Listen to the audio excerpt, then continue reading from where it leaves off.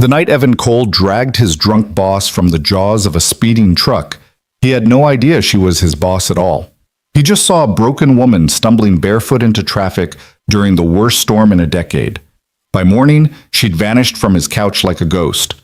But when Grace Harlow, CEO of the very company whose floors he mopped, showed up at his door the next night, stone cold sober, she brought with her a secret that would shatter everything he thought he knew about survival, sacrifice, and second chances. Stay with me until the end, and drop a comment with your city so I can see how far this story has traveled. The rain didn't fall that October night. It attacked. Evan Cole kept his head down as he walked, one hand shielding his face, the other clutching the strap of his worn canvas bag. The wind shrieked through the narrow streets of downtown, tearing at awnings and hurling trash cans across intersections like toys. Water gushed from storm drains, turning gutters into rivers. The city had issued warnings all day. Stay inside, shelter in place, don't travel unless absolutely necessary. But Evan Cole didn't have the luxury of choice. His shift at Harlow Industries had ended at midnight, and the last bus had already stopped running. The walk home was 3 miles through the industrial district, past shuttered warehouses and empty lots where the streetlights flickered like dying stars.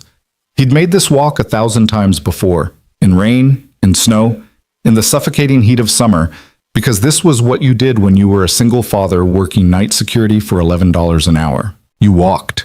You endured. You survived. The storm had other plans. Thunder cracked overhead so loud Evan felt it in his chest. Lightning split the sky, illuminating the world in stark, colorless flashes.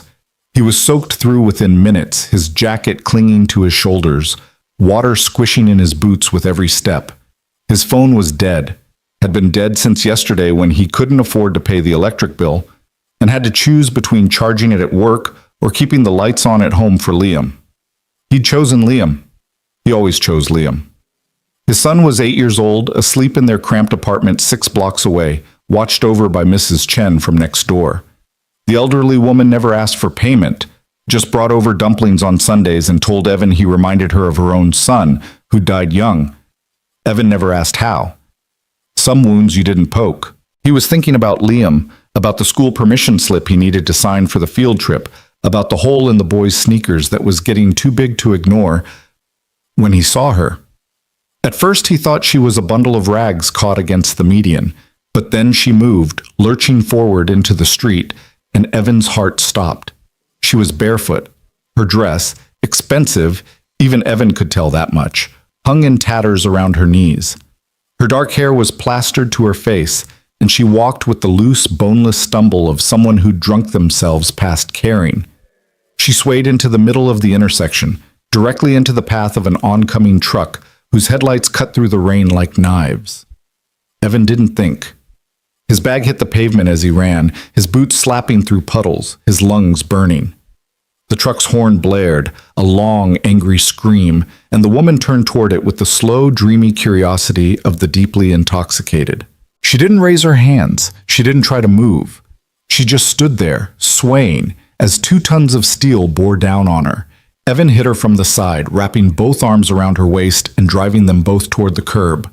They landed hard on the sidewalk, Evan taking the brunt of the impact on his shoulder. Pain exploded through his collarbone, but he held on, rolling them away from the street as the truck roared past, its tires spraying a wave of filthy water over them both. For a moment, there was nothing but the sound of his own ragged breathing and the drum of rain on concrete. Then the woman laughed. It wasn't a happy sound. It was hollow, broken, the kind of laugh that came from a place beyond despair. She was small in his arms, fragile in a way that had nothing to do with size and everything to do with the way she seemed to be collapsing inward, like a star dying in slow motion. "Why?" she slurred, her words thick and clumsy. "Why'd you do that?" Evan pushed himself up on one elbow, still holding her. "Because you were about to die." That was the point. She tried to pull away, but she had no strength.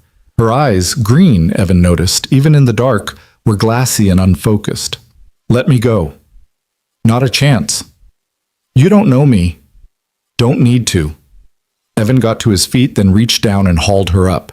She swayed against him, and he caught her before she could fall. "Come on, can't stay here. I live—" She gestured vaguely at nothing. Somewhere. Penthouse? Big windows? Can't remember. Great, Evan thought. She's blackout drunk. He looked around. The streets were deserted, every sensible person sheltering indoors. No cabs. No cops. No help. He pulled out his phone. Dead, right? He'd forgotten, and cursed under his breath. The woman was starting to shiver, her teeth chattering. Hypothermia was a real possibility. He could leave her at a hospital, maybe, but the nearest ER was 10 blocks away and she'd never make it. That left one option.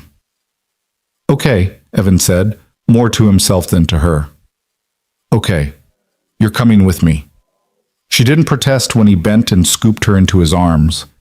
She was lighter than he'd expected, all sharp angles and delicate bones. She rested her head against his chest and murmured something he couldn't hear over the storm. Evan adjusted his grip and started walking. The journey home took twice as long as usual. Evan's shoulder throbbed where he'd hit the pavement, and his arms burned from carrying the dead weight of a grown woman through a hurricane. But he didn't stop, couldn't stop. Because somewhere in his apartment, Liam was sleeping, trusting that his father would come home, and Evan had made a promise after Sarah died. He would always come home, even if he had to carry a stranger through hell to do it. The woman drifted in and out of consciousness, mumbling fragments that didn't quite form sentences. Once she said, "I'm sorry, baby. I'm so sorry." Another time, "It should have been me." Evan didn't ask. People said all kinds of things when they were drunk and broken, and none of it was his business. His building finally came into view, a squat, tired structure with peeling paint and windows covered in iron bars. Evan took the stairs 2 at a time, the woman's head lolling against his shoulder. His apartment was on the 3rd floor, at the end of a hallway that smelled like mildew and old cooking oil. He fumbled with his keys, finally got the door open and stepped inside. Mrs. Chen looked up from the couch where she'd been dozing, her reading glasses perched on her nose. Her eyes went wide. "Evan? What?" "Emergency," Evan said quickly. "Found her in the street. Storm. I'll explain later." Mrs. Chen rose, moving with surprising speed for a woman in her 70s. She looked the stranger over with sharp, assessing eyes. "She needs dry clothes and tea. I'll get towels." "Thank you." Evan carried the woman to the bathroom, set her gently on the closed toilet lid. She blinked up at him, more coherent now, but still lost. "Stay put," he told her. "I'll be right back." He ducked into his bedroom, barely more than a closet with a mattress on the floor, and grabbed the cleanest clothes he could find, a pair of sweatpants that would be too big for her and an old flannel shirt. When he returned, Mrs. Chen was already there with towels and a basin of warm water. "I'll help her," Mrs. Chen said firmly. "You check on Liam." Evan nodded and backed out, pulling the door closed. He stood in the hallway for a moment, letting the adrenaline drain away, feeling the full weight of what he'd just done settle on his shoulders. He'd brought a stranger into his home. A drunk stranger. What if she woke up angry? What if she accused him of something? What if... No, he couldn't think like that. He'd done the right thing. That was all that mattered. Liam's room was barely big enough for the twin bed and the small dresser Evan had salvaged from a curb. His son was curled on his side, clutching the stuffed bear Sarah had given him before she got sick. Evan brushed a hand over the boy's dark hair, so much like his mother's, and felt his throat tighten. "Daddy?" Liam's voice was sleep-soft and small. "Right here, buddy. Go back to sleep." "Storm's loud." "I know, but we're safe. I'm here." Liam's eyes drifted shut again, and Evan stayed there for a long moment, watching his son breathe. This was why he walked through storms, why he worked jobs that ground him down to nothing. Because this boy was everything, and Evan would burn the world to keep him safe. When he came back out, Mrs. Chen was waiting in the kitchen, heating water in the kettle. The stranger, still unnamed, was on the couch now, wrapped in one of Evan's flannel shirts and a blanket Mrs. Chen must have brought from her apartment. Her hair was towel-dried and hung in damp waves around her face. She looked younger than Evan had first thought, mid-30s maybe, and there was something familiar about her features, though he couldn't place it. "She won't talk," Mrs. Chen said quietly, "but she drank some water. That's good. Thanks for staying." "Of course." Mrs. Chen patted his arm. "You're a good man, Evan Cole. Your Sarah would be proud." The words hit harder than they should have. Evan just nodded. Mrs. Chen gathered her things and left, and Evan was alone with the stranger. He poured tea, cheap chamomile, the only kind he had, and brought it to the couch. The woman took the cup with both hands, staring into it like she was reading tea leaves. "Thank you," she said finally. Her voice was clearer now, though still rough. For what you did. Don't mention it. I could have died." "Yeah, you could have." She looked up at him then, really looked, and Evan saw something flicker in her eyes. Recognition, maybe. Or just the dawning realization of where she was and what had happened. I don't usually do this. I'm not... It's okay. You don't have to explain. I'm not a bad person." "Didn't say you were." She took a sip of tea, winced at the heat. "What's your name?" "Evan. Evan Cole." "Evan." She repeated it slowly, like she was committing it to memory. She paused, and something shifted in her expression. "I'm no one." Evan didn't push. People had their reasons for staying anonymous, and he respected that. Instead, he settled into the armchair across from her, exhaustion finally catching up with him. His clothes were still wet, and he was starting to shiver himself, but he didn't want to leave her alone. Not yet. "You can sleep on the couch," he said. "I'll take the chair. In the morning, we'll figure out how to get you home." The woman nodded slowly. She set the tea aside and lay down, pulling the blanket up to her chin. Her eyes were already closing. "Evan?" "Yeah?" "You have a kind face." He didn't know what to say to that, so he said nothing. Within minutes, she was asleep. Evan stayed awake longer, watching her breathe, making sure she didn't choke or stop breathing or do any of the terrible things drunk people sometimes did. The storm continued to rage outside, rattling the windows, but inside the apartment it was warm and quiet. Evan's eyes grew heavy. His shoulder ached. His mind replayed the moment in the street over and over. The truck's headlights, the woman's empty eyes, the split-second decision that had changed both their nights. He must have dozed off, because the next thing he knew, gray morning light was filtering through the curtains, and the couch was empty. Evan sat up fast, his heart hammering. The blanket was folded neatly at one end. The teacup was rinsed and sitting in the sink. The borrowed clothes were draped over the back of a chair. But the woman was gone. She'd left no note, no name, no trace that she'd been there at all, except for the faint smell of expensive perfume that lingered in the air like a ghost. Evan stood in the center of his small living room, staring at the empty couch, and wondered if he'd imagined the whole thing. But then he looked down and saw his shirt, the one she'd worn, and noticed something in the pocket. He pulled it out. It was a business card. Cream-colored, expensive stock. Embossed lettering. Grace Harlow, Chief Executive Officer. Harlow Industries. Evan's blood went cold. Grace Harlow. The woman who owned the building where he worked. The woman whose name was on his paychecks. The woman he'd never seen in person because people like her didn't notice people like him. He'd saved his boss, and she disappeared into the morning like smoke. Evan sank onto the couch, the card trembling in his hand, and realized his life had just gotten a whole lot more complicated. Evan stared at that business card for 3 full minutes before Liam's bedroom door creaked open. "Daddy?" His son patted out in his 2 small pajamas, the ones with the faded dinosaurs that Evan kept meaning to replace. "You're home." Evan shoved the card into his pocket and forced a smile. "Course I am, buddy. When am I not?" Liam climbed onto his lap, still warm with sleep, and Evan wrapped his arms around him, breathing in the scent of cheap shampoo and little boy. This was real. This mattered. Everything else, the storm, the woman, the impossible business card in his pocket, could wait. "Mrs. Chen said there was a storm lady," Liam said. "Mrs. Chen talks too much." "She said you saved her." "I helped someone who needed help, that's all." Liam pulled back to look at him with those serious brown eyes that were too old for 8. "Like a superhero?" "No, bud. Like a person. That's what people do." But even as he said it, Evan couldn't shake the feeling that nothing about last night had been ordinary. The next 3 days passed in a blur of routine that felt anything but. Evan went to work, walked the silent halls of Harlow Industries, and tried not to think about the fact that somewhere in this building, Grace Harlow was probably sitting in her corner office, maybe remembering the night she'd woken up in a stranger's apartment. Or maybe she'd been too drunk to remember anything at all. Maybe that business card had been left intentionally, or maybe it had just fallen out of a pocket. He didn't know which possibility scared him more. His coworkers noticed something was off. Marcus, who worked the loading dock, asked if he was sick. "You look like you've seen a ghost, man."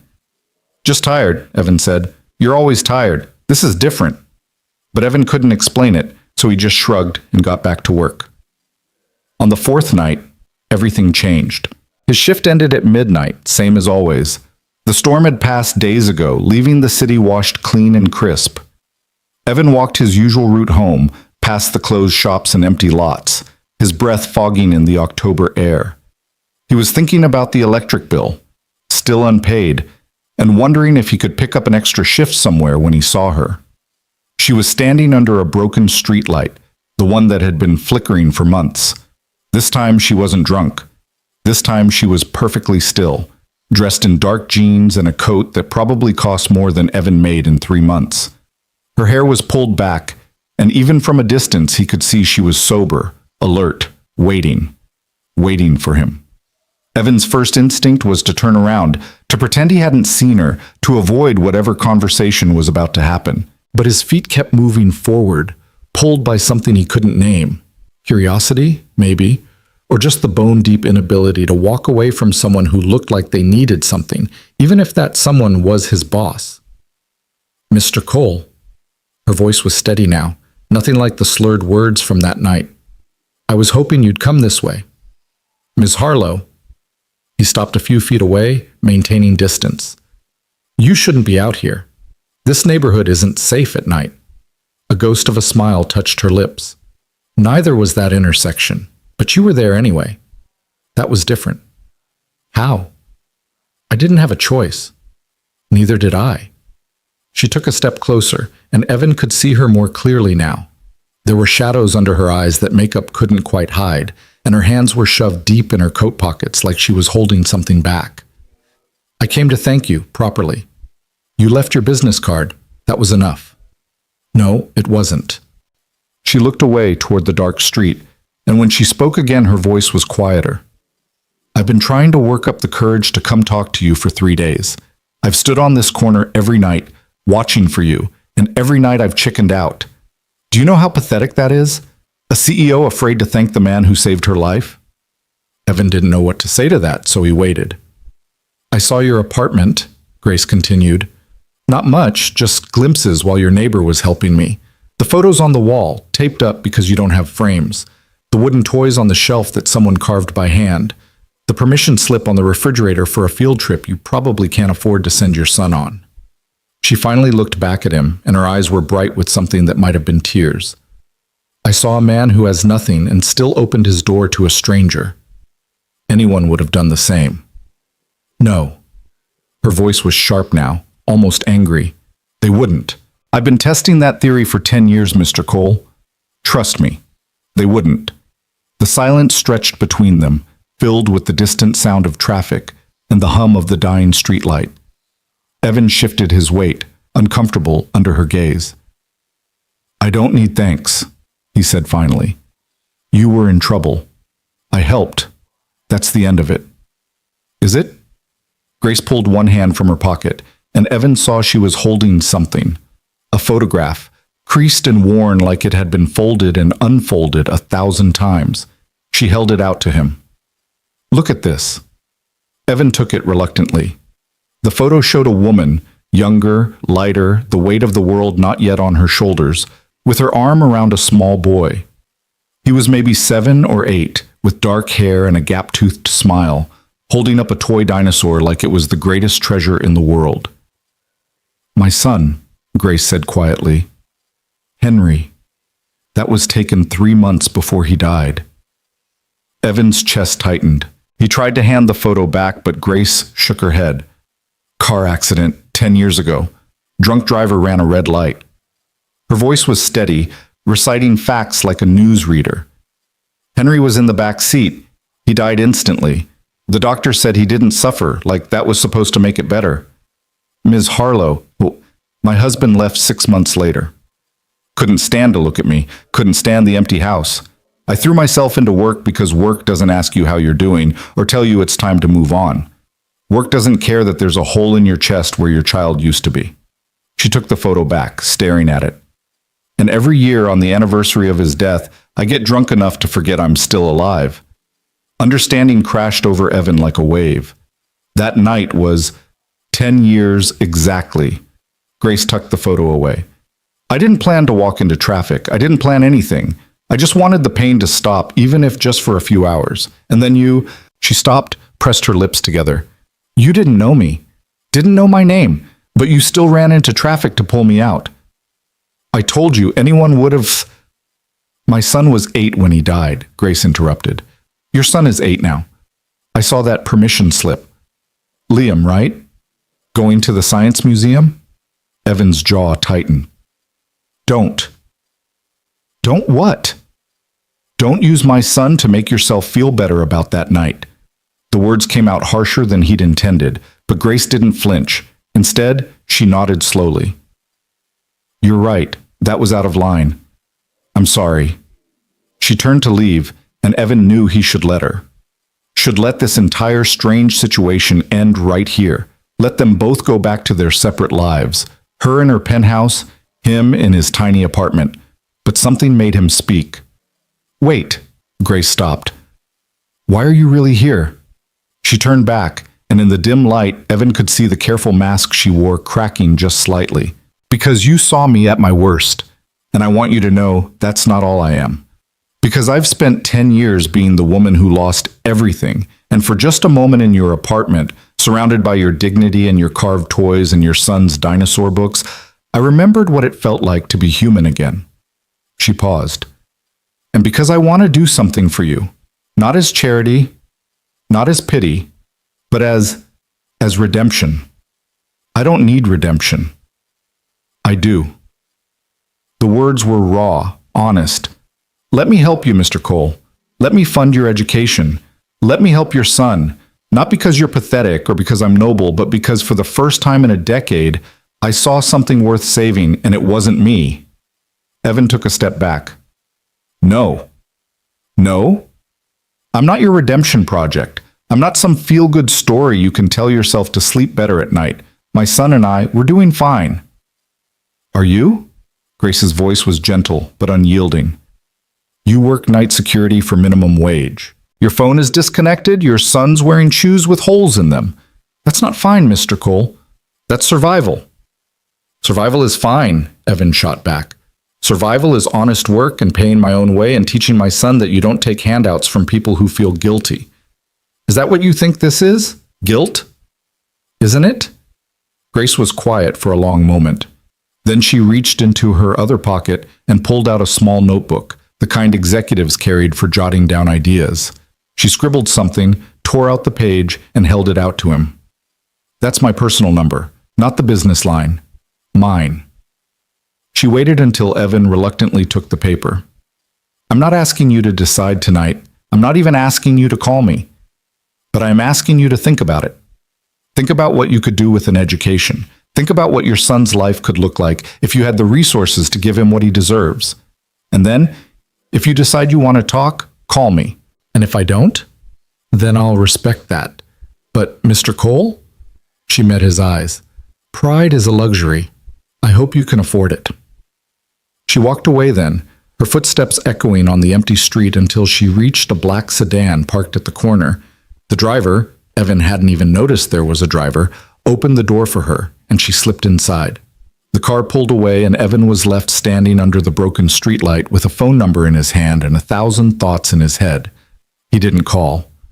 For 5 days, that scrap of paper sat on his kitchen counter next to the coffee maker that only worked half the time and the stack of bills he couldn't pay. He looked at it every morning when he made Liam breakfast. He looked at it every night when he came home from work. But he didn't call. Pride was a luxury, Grace had said. But pride was also all he had left. On the 6th day, Liam came home from school crying. Evan was asleep. He'd worked a double shift and collapsed on the couch when the door slammed open and his son's sobs pulled him awake. He sat up fast, adrenaline spiking, and found Liam standing in the doorway with tears streaming down his face and his backpack hanging from one shoulder. "Buddy, what happened?" Evan was on his feet instantly, checking for injuries, looking for blood. "Are you hurt?" "They laughed at me," Liam choked out. "Everyone laughed." "Who? Why?" "I fell in PE. My shoe came apart and I fell and everyone saw and they all laughed." He held up his sneaker, the one with the hole Evan had been meaning to fix, and it was worse now. The sole completely detached, held on by a single strip of rubber. "Tommy said I'm poor. He said his mom said we live in the bad building where poor people live." Evan felt something crack inside his chest. He pulled Liam into his arms, holding him tight while his son cried into his shirt. "Tommy's an idiot. And his mom's an idiot too if she's teaching him to talk like that." "Are we poor, Daddy?" "We're managing." "That means yes."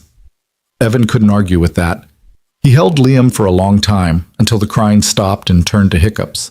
Then he made hot chocolate, the cheap instant kind, but Liam didn't care, and they sat together on the couch while Evan tried to figure out what to say.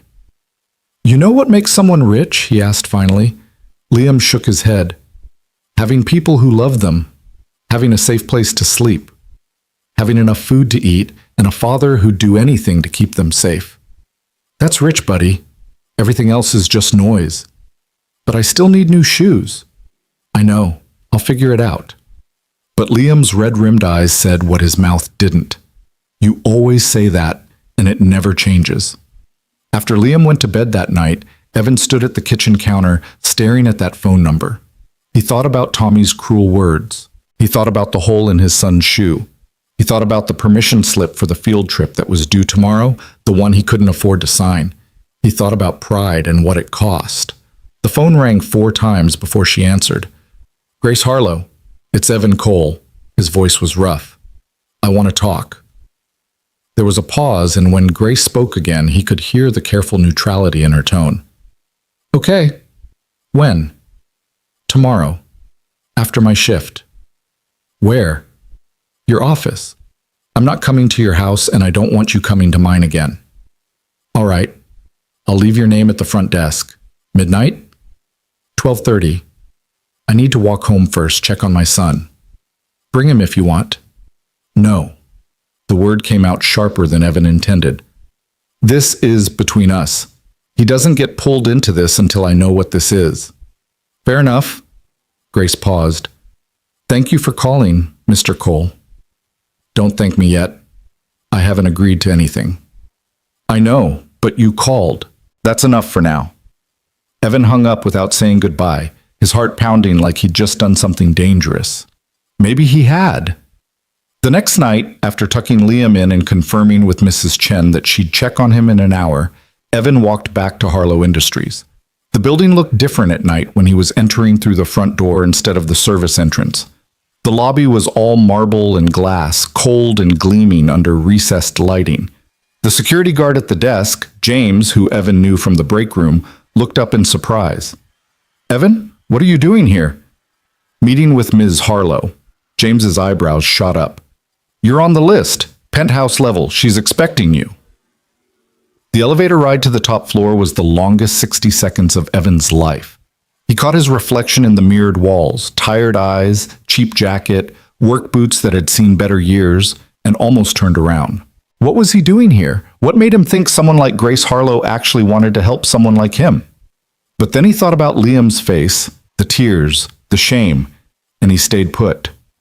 The elevator doors opened onto a hallway that was more museum than office. Original artwork on the walls. Soft lighting. Carpet so thick Evan's footsteps made no sound. At the end of the hall, a set of double doors stood open, and he could see Grace inside, sitting at a conference table with a pot of coffee and 2 cups. She stood when he entered. "Mr. Cole, thank you for coming." "Don't," Evan said. "Don't what?" "Don't be formal.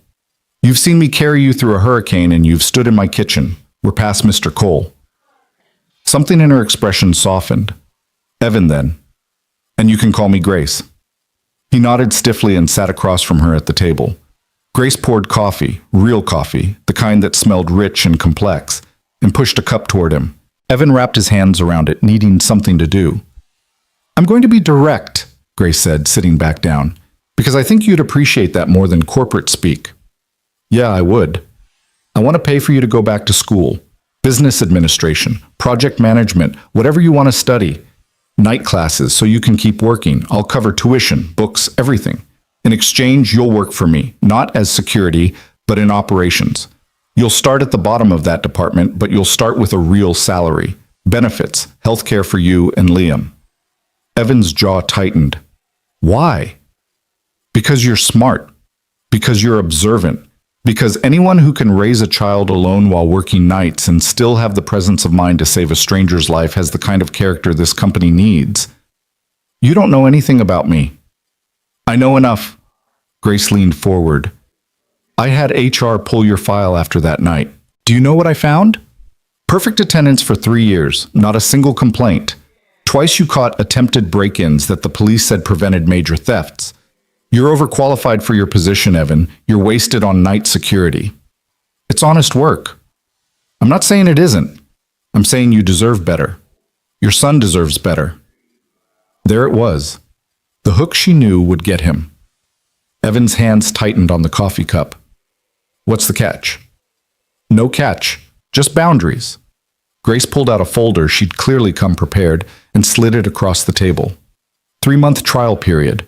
If at any point you're uncomfortable, you walk away. No questions, no penalties. If I overstep, you tell me.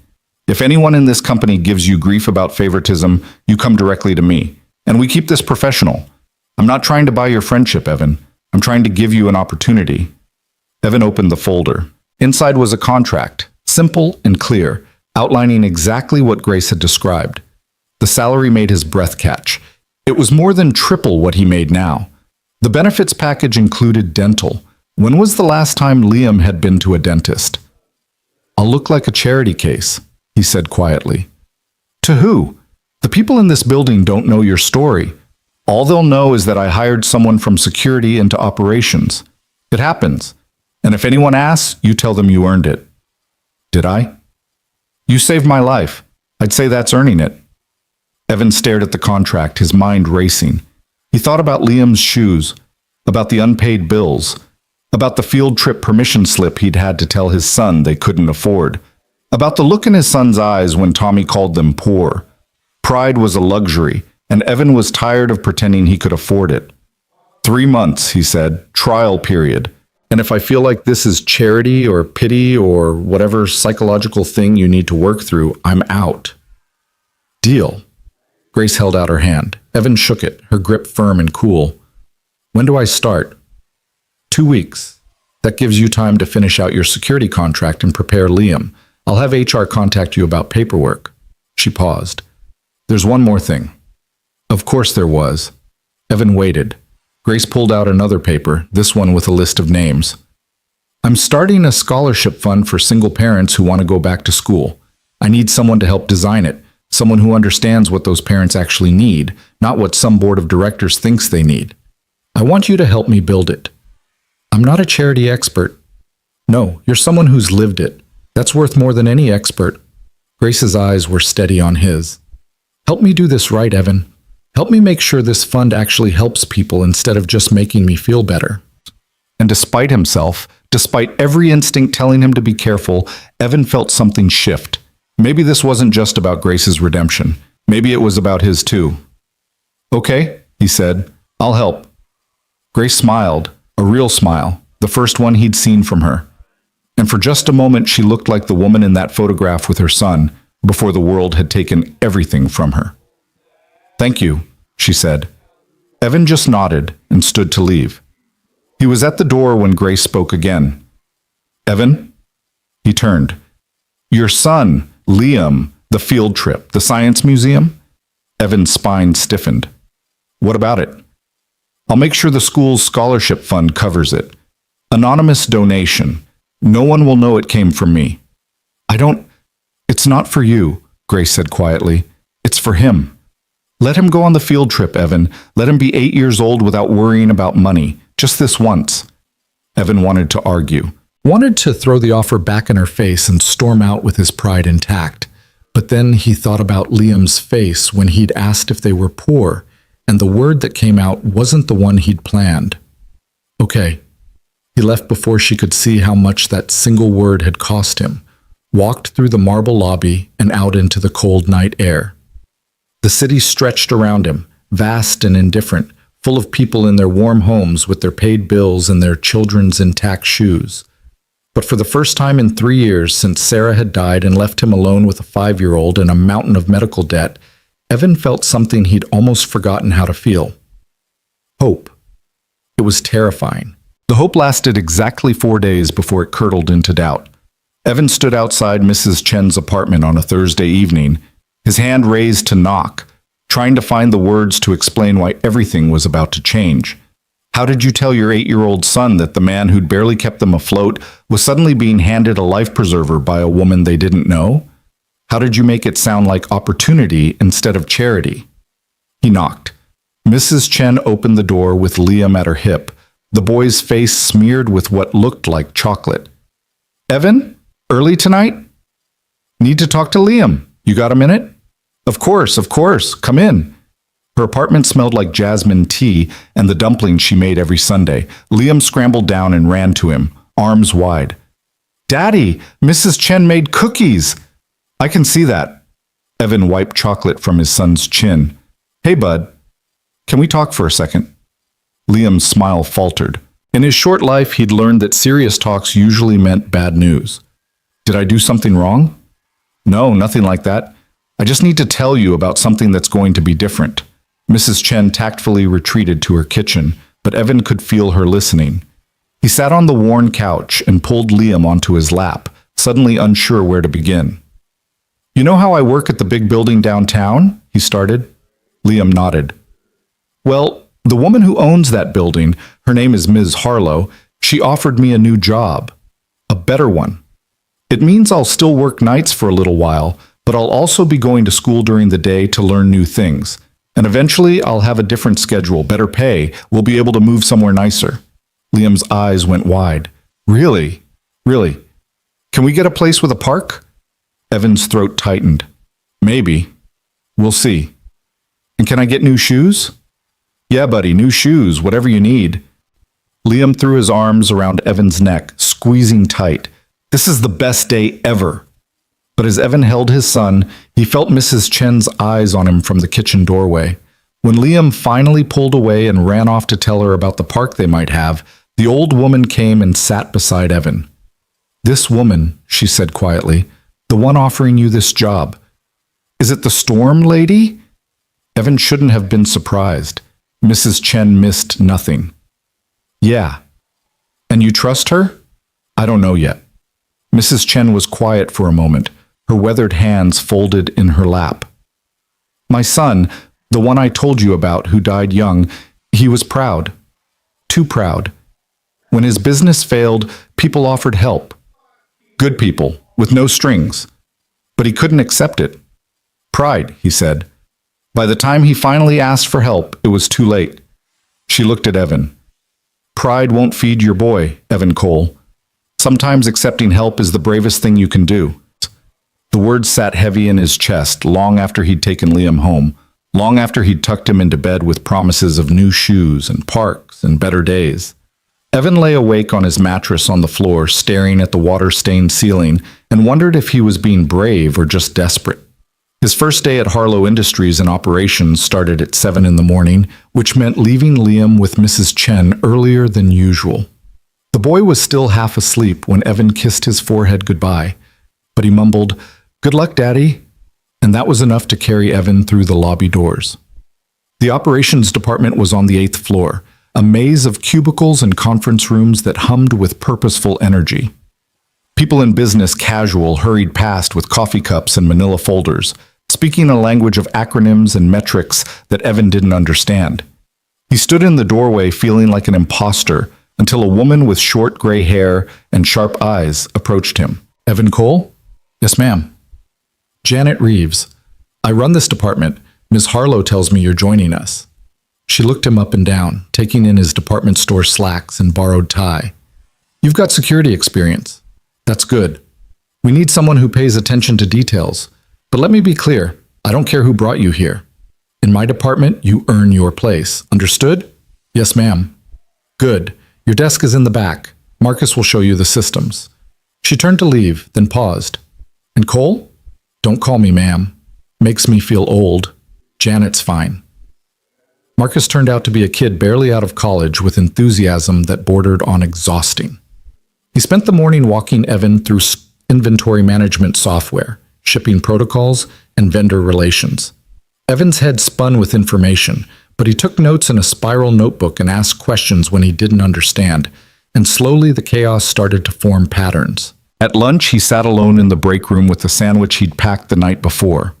The other employees gave him curious glances but kept their distance. Evan was used to being invisible, but this was different. They saw him. They just didn't know what to make of him yet. You're the new guy. A woman slid into the chair across from him, her badge identifying her as Sandra Kim, Senior Operations Manager. Security transfer, right? That's right. Interesting career path. She unwrapped her own lunch, eyeing him carefully. Ms. Harlow doesn't usually pull people up from security. What makes you special? There it was, the question he'd been dreading. Evan kept his voice neutral. I was in the right place at the right time. Must have been some right place. Sandra took a bite of her salad. Word around the office is she personally recruited you. That true? I don't know what word around the office says. Fair enough? She studied him for another moment, then shrugged. Well, if you can handle Janet's standards, you'll do fine. She doesn't care where you came from, just whether you can do the work. After Sandra left, Evan sat alone with his half-eaten sandwich, wondering how long it would take before the whispers started, before someone dug deeper and found out he'd carried their CEO home drunk in a storm, before the story spread and he became the charity case everyone pitied. He was saved from his thoughts by his phone buzzing with a text from an unknown number. How's the first day? Grace. Evan stared at it, then typed back. Fine. Busy. Good. Don't forget, night classes start next week. Enrollment packet is with HR. He'd almost forgotten about school. The idea of juggling work and classes while still taking care of Liam seemed impossible. But Evan had built a life out of impossible things. He texted back a simple okay and finished his lunch. The afternoon was a blur of learning vendor codes and shipping schedules. By the time 5 o'clock rolled around, Evan's brain felt like it had been wrung out and hung to dry. He gathered his things and headed for the elevator, only to find Grace waiting by the doors. Walk with me? She asked. It wasn't really a request. Evan nodded and followed her into the elevator. They rode down in silence until they reached the parking garage, where her black sedan waited. Grace leaned against it, arms crossed. Janet says you did well today. She called you already? I asked her to check in, not because I don't trust you, but because I wanted to make sure the transition was smooth. Grace paused. Was it? Evan thought about Sandra's questions, about the curious stares, about the weight of being watched. It was fine. You're a terrible liar. I'm not lying. It was fine. People are curious. I expected that. They're going to ask questions. Let them. Evan met her eyes. I told you I'd do this for 3 months. I didn't say I'd do it easy. A small smile tugged at Grace's lips. Fair enough. But Evan, if it gets too much, if the scrutiny or the pressure or any of it becomes unbearable, you tell me. That's part of the deal. The deal was 3 months. I'll make it 3 months. Stubborn. You knew that when you hired me. Grace laughed, a real laugh that softened the edges of her carefully maintained composure. I did. God help me. I did. She pushed off the car. Go home to your son, Evan. First day's over. Tomorrow will be easier. But tomorrow wasn't easier. It was harder. Evan arrived to find his desk piled with shipping manifests that didn't match inventory records, and Janet's clipped voice over the intercom asking him to figure out where 3 pallets of product had gone missing. He spent 6 hours cross-referencing purchase orders and warehouse logs, his eyes burning from the computer screen, until he finally found the discrepancy. A vendor had delivered to the wrong facility 3 states over. Good work, Janet said when he brought her the report. Most people would have missed that. I'm used to paying attention to what doesn't fit. Security training? Life training, Janet nodded slowly. Well, keep it up. We've got a meeting with the executive team next week about warehouse efficiency. I want you there. Evan blinked. Me? You found the problem. You can explain it better than I can. Besides, you need to learn how these meetings work if you're going to move up. Moving up. The concept was so foreign that Evan almost laughed. He'd spent 3 years moving sideways at best, just trying to stay afloat. The idea that there was an up to move toward felt like a trick. Night classes started the following Monday. Evan spent his days at Harlow Industries and his evenings at the community college, learning business fundamentals from professors who didn't care where he came from or how he'd gotten there. The other students were mostly younger, fresh-faced kids who talked about internships and career paths like they were guaranteed. Evan kept to himself, took his notes, and went home to check on Liam. By the end of week 3, he was exhausted. By the end of week 5, he was running on fumes. And by the end of week 7, something had to give. It happened during the executive meeting Janet had mentioned. Evan sat in the conference room surrounded by department heads in expensive suits, his own borrowed blazer feeling like a costume. He presented his findings on the missing inventory clearly and concisely, just as Janet had coached him. But as he finished, a man at the far end of the table leaned forward. Evan Cole, right? The man's badge identified him as Richard Sterling, VP of Supply Chain. You transferred from security? That's correct. Interesting. Sterling's smile didn't reach his eyes. And how long have you been working in operations? 2 months? 7 weeks, Tim. 7 weeks. And you're here presenting to the executive team. Must be nice to have friends in high places. The room went quiet. Evan felt every eye turn toward him, waiting to see how he'd respond. Janet started to speak, but Evan cut her off. I'm here because I found a problem that cost this company $60,000 in misrouted inventory. I'm here because I did my job well enough to earn it. Who my friends are doesn't change that. Doesn't it? Sterling leaned back. Word is Ms. Harlow personally recruited you, that she's funding your education. Seems like a lot of special treatment for a former night security guard. Evan's hands clenched under the table, but he kept his voice level. You're right, it is special treatment. Ms. Harlow saw potential in someone who most people wouldn't look twice at, and she gave me a chance to prove myself. So far, I've proven I can do the work. If that bothers you, Mr. Sterling, I suggest you take it up with Ms. Harlow, but my results speak for themselves. Sterling's jaw tightened, but before he could respond, a voice cut through the tension. They certainly do. Everyone turned. Grace stood in the doorway, dressed in a sharp gray suit, her expression neutral but her eyes blazing. Evan, excellent presentation. Your analysis saved us significant revenue. Janet, I want a full audit of our vendor routing systems based on his findings. She turned to Sterling. Richard, my office. Now. The meeting dissolved quickly after that. As people filed out, Janet caught Evan's arm. You handled that well. Did I? I probably just made an enemy. Sterling's been an enemy since before you got here. Don't worry about him. She paused. But watch your back. Office politics can be uglier than anything you saw in security. Evan nodded and gathered his things, his heart still pounding from the confrontation. He was halfway to the elevator when Grace caught up to him. My office, please. They rode up to the penthouse in silence. Once inside, Grace closed the door and turned to him, arms crossed. Are you okay? I'm fine. That was a setup. Sterling's been pushing back on my hiring decisions for months. He used you to take a shot at me. I figured. Evan set his folder down. What did you say to him? That's between me and Richard, but he won't be a problem anymore. Grace? No. Her voice was firm. I told you if anyone gave you grief about favoritism, you come to me. You did your part. Let me do mine.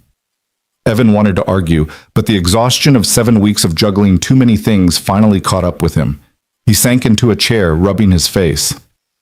I knew this would happen. People were always going to see me as the charity case. Then prove them wrong. Grace sat across from him. You're doing excellent work, Evan. Janet told me you've cut processing errors by 15% in your section.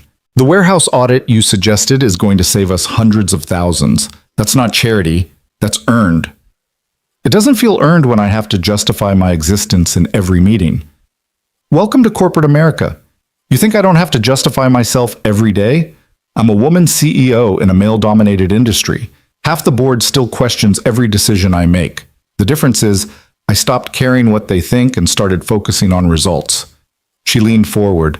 You're good at this, Evan. Better than you give yourself credit for. Don't let people like Sterling make you doubt that. Evan looked at her. This woman who'd been a broken stranger in a storm and was now somehow a mentor, an ally, maybe even a friend, and felt something shift. Maybe she was right.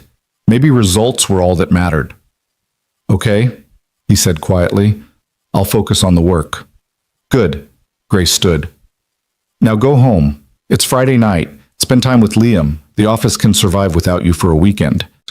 But the office couldn't survive what came next. Evan was halfway through week 9 when the scandal broke. He arrived Monday morning to find the building in chaos, security guards at every entrance, IT specialists swarming the 8th floor, executives huddled in urgent meetings behind closed doors. Janet pulled him aside as soon as he stepped off the elevator. We've got a major problem. Someone's been leaking proprietary data to our competitors. Shipping routes, vendor contracts, pricing structures, everything. It's been going on for months. Evan's security instincts kicked in immediately. Do we know who? Not yet, but 8 traced the leak to someone with high-level access. They're investigating now. Janet's face was grim. If we don't find the source, we could lose major contracts. This could sink the company. The next 3 days were a nightmare. Evan watched people he'd worked alongside for weeks eye each other with suspicion. Passwords were changed. Access was restricted. The entire building felt like it was holding its breath, waiting for the other shoe to drop. On Thursday, Evan stayed late, going through old shipping manifests for a project Janet had assigned. Everyone else had gone home, and the floor was quiet. He was about to pack up when something caught his eye, a pattern in the data he'd seen before, during his first week. Back then, he'd dismissed it as a clerical error, but now, looking at months of records spread across his screen, he saw it clearly. Someone had been systematically rerouting small portions of shipments, just enough to avoid immediate detection. The routes all led back to the same secondary vendor, a company Evan had never heard of. He cross-referenced the approvals and felt his blood run cold. Every single one was signed off by Richard Sterling. Evan sat back, his mind racing. This was bigger than he'd thought. Sterling wasn't just leaking data, he was actively sabotaging operations, likely for profit. The question was why, and how to prove it. He spent the next 2 hours building a comprehensive report, documenting every suspicious transaction, every unusual approval, every piece of evidence that pointed to Sterling. By the time he finished, it was nearly midnight. His hands were shaking as he printed the report and put it in a sealed envelope. He took it directly to Grace's office. The lights were still on, which didn't surprise him. Grace worked late most nights, as though staying busy could keep the ghosts at bay. Evan knocked, and her voice called out, "Come in?" She looked up from her laptop, surprise crossing her face. "Evan, what are you doing here? It's midnight." "I found something." He set the envelope on her desk. "About the data leak." Grace's expression sharpened. She opened the envelope and began reading. Evan watched her face shift from curiosity to shock to cold, controlled anger. When she finally looked up, her eyes were hard. "You're sure about this?" "I've triple-checked everything. The pattern's there. Sterling's been routing inventory through a shell company, probably one he owns or has a stake in. He's been selling our proprietary data to competitors and skimming profit from misrouted shipments. I'd estimate he's stolen close to $2 million over the last 18 months. Grace was quiet for a long moment, then she picked up her phone. "I need you to come in. Now. I don't care what time it is. Get here." She hung up and looked at Evan. "That was our head of security and our legal team. This stays between us until they verify everything. But Evan, if you're right about this, you just saved this company." "I did my job." "No, you did more than that. You saw something everyone else missed because you actually paid attention." She stood and came around the desk. "Thank you." "Don't thank me yet. We still have to prove it." The next 72 hours were a blur. Security and legal tore through Sterling's records, finding exactly what Evan had documented and more. By Monday morning, Richard Sterling was escorted from the building by police, charged with corporate espionage and embezzlement. The news spread through Harlow Industries like wildfire. Evan kept his head down, trying to avoid the spotlight, but it was impossible. People who'd ignored him for weeks suddenly wanted to know his story. Sandra Kim cornered him in the break room with genuine respect in her eyes. "You're the one who caught Sterling? The guy everyone said was just here because of favoritism?" "I just did my job," Evan repeated for the 100th time. "Some job." She shook her head. "I owe you an apology. I thought you were getting special treatment. Turns out you earned every bit of it." By the time week 12 rolled around, the end of his 3-month trial, Evan had become something he'd never expected: respected. Janet offered him a permanent position with a promotion. His coworkers invited him to lunch. The whispers changed from suspicion to admiration. And through it all, Grace kept her distance, letting his accomplishments speak for themselves. On the last day of his trial period, she called him to her office.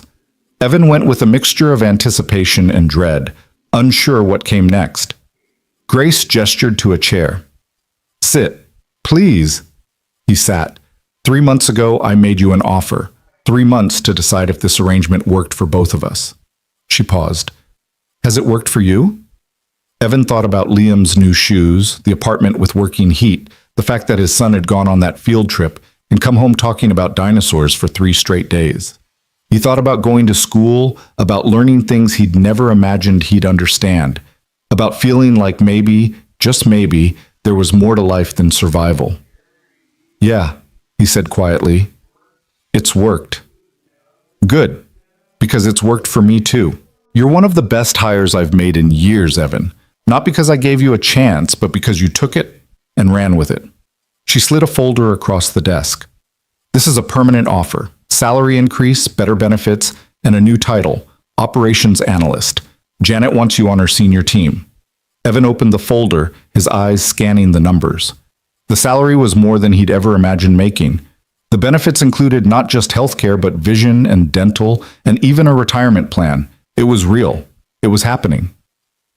"There's one more thing," Grace said. "The scholarship fund we talked about, for single parents going back to school. We're launching it next month. I want you to be on the board.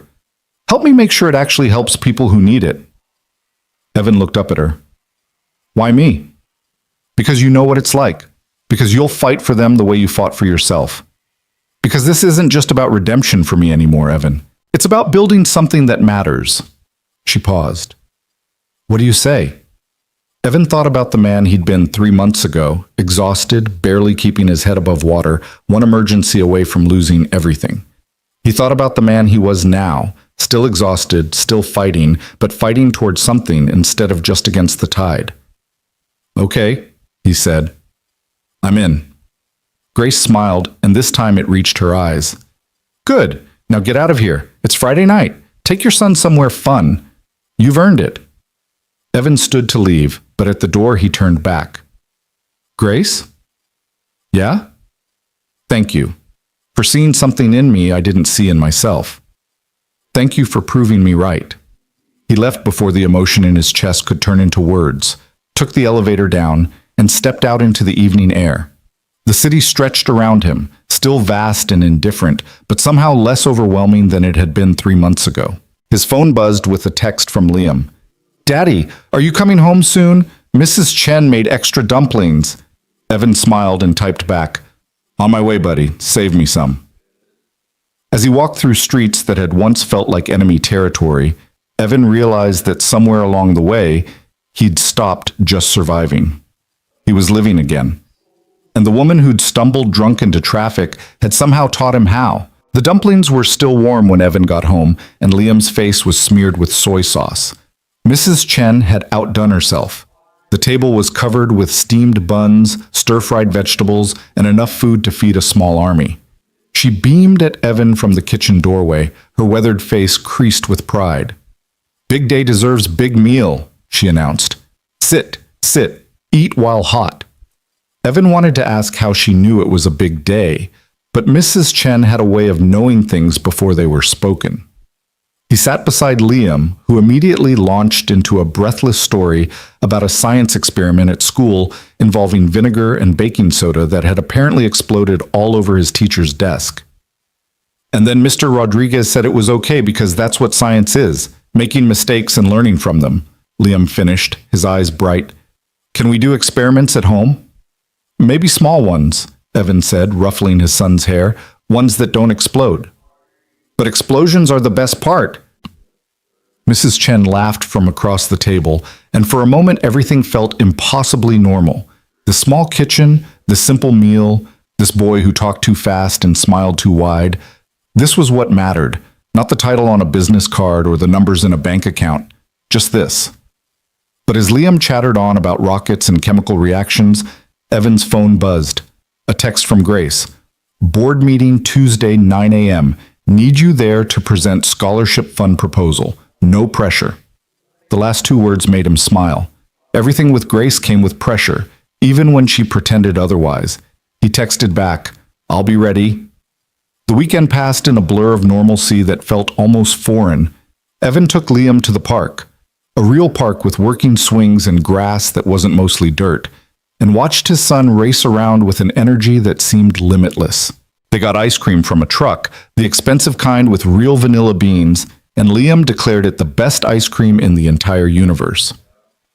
Can we do this every weekend? Liam asked as they walked home, his hand sticky in Evan's. Maybe not every weekend, but more often than before. Because you have a good job now? Because we're doing better, yeah. Liam was quiet for a moment, then, Daddy, is Ms. Harlow your friend? The question caught Evan off guard. Why do you ask? Mrs. Chen said she's the storm lady, the one you saved, and she said Ms. Harlow is helping us because you helped her. Liam looked up at him with those two serious eyes. Is that true? Evan had known this conversation was coming, but he still wasn't prepared for it. He stopped walking and crouched down to Liam's eye level. Ms. Harlow is someone who gave me a chance when a lot of people wouldn't have. And yeah, I helped her once. But what we have now, it's not just about that night. It's about both of us trying to be better than we were. So she is your friend? Yeah, buddy, I think she is. Liam nodded, satisfied with this answer in the way 8-year-olds could be satisfied with simplicity. Good, I want to meet her sometime. Maybe you will. But even as he said it, Evan wasn't sure. He and Grace had maintained careful boundaries since that first night. Professional respect wrapped in mutual understanding, but always with distance. She'd never asked to meet Liam, and Evan had never offered. Some walls were easier to keep standing than to tear down. Tuesday morning arrived too quickly. Evan stood in front of his bathroom mirror, adjusting the tie he still wasn't comfortable wearing, and tried to calm the nerves jumping in his stomach. He'd faced down Sterling in a room full of executives, had presented his findings with confidence, but somehow this felt different. This scholarship fund was personal. It represented every single parent who'd ever had to choose between paying rent and buying their kid new shoes. Every person who'd been told they weren't worth the investment. He couldn't screw this up. The boardroom was on the top floor, a space designed to intimidate with its floor-to-ceiling windows and its massive table that could seat 20. Evan had been in plenty of rooms in his life, but never one that cost more than his entire childhood home.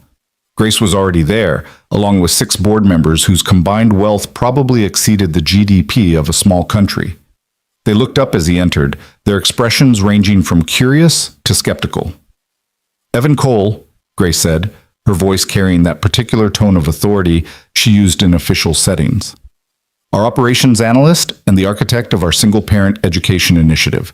Evan, please present your proposal.